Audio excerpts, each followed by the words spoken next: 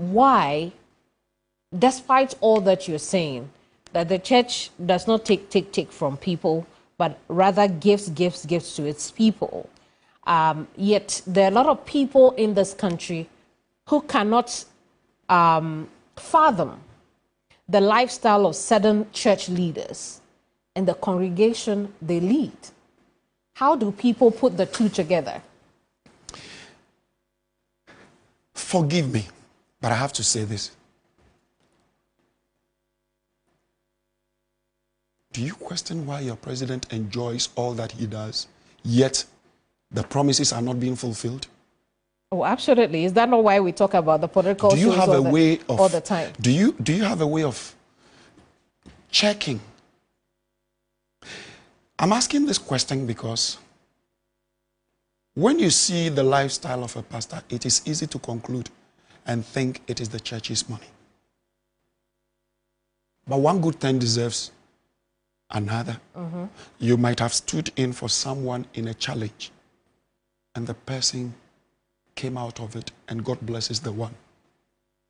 Does that mean the person shouldn't bless the pastor? Not at all. Have you received any Christmas gift? Quite a number. Should I question that?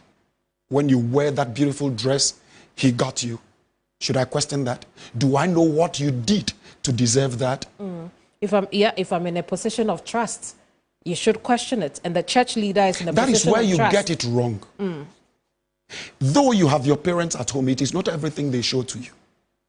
Do you know why? So when you get there, you will earn that respect.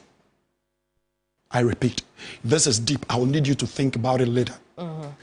Parents hide things from us not because they are not in the position of trust, but to maintain respect.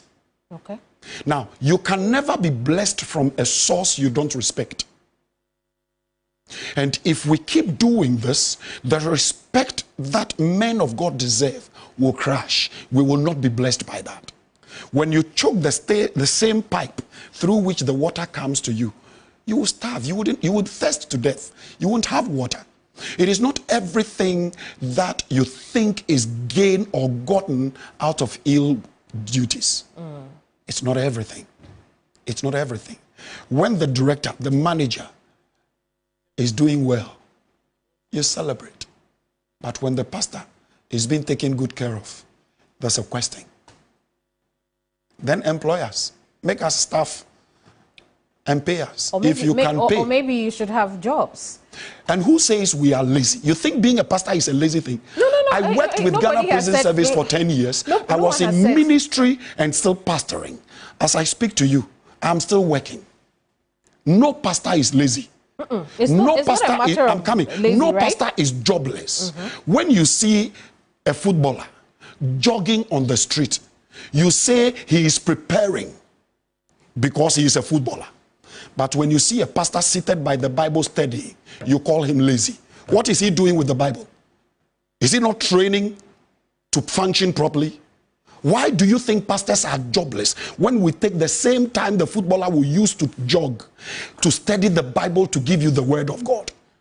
We must be able to prioritize things and know where to put things right. A pastor's time with the Bible in his prayer room is his exercise to function properly in the pulpit, just as the footballer will jog a distance. It is odd to see a pastor jogging in the morning. You will call it fitness. But with the footballer, you say training.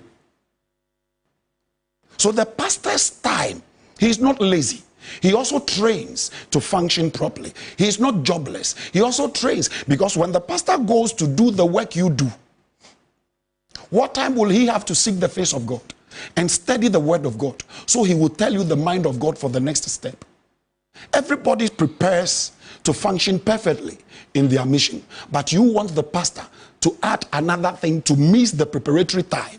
No, it doesn't work like that.